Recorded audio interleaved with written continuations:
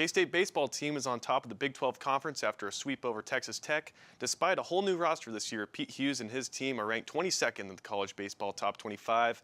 Here's Channel 8 News reporter Camden Tackenhorst with more.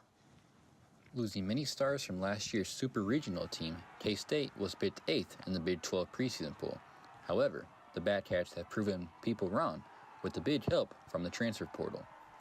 A brand new Wildcat offense ranked 2nd in the conference in home runs and slugging percentage. Manager Pete Hughes is excited about his new look team. We brought in some dynamic players. Dee Kennedy can play all over the field. Max Martin, very athletic, very dynamic. Seth Dardar, transfer from Columbia, he's been really impressive. And Shintaro Inouye, junior college transfer via Japan. Maximus Martin especially has been a key add to Pete Hughes' squad this year, belting 11 home runs on the season so far. The Georgia State transfer has hit home runs near where I am standing in the outfield. But it hasn't just been the hitting. The pitching has been just as strong.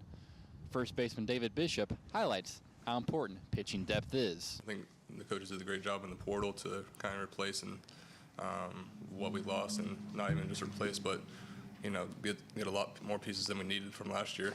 Like the portal will be great. In those Big 12 tournaments, you got to have a lot of pitching. So I think the depth from pitching, that's what's going to take us there. K-State has relied on transfer pitchers Lincoln Sheffield and Michael Quevedo to lead their starting pitching group. Quevedo has especially shined with an ERA of 3.72.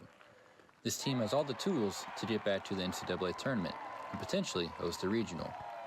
From Manhattan, Camden Tackenhorst, Channel 8 News. The Batcats will travel to Stillwater on Friday for a 3-game series with Oklahoma State.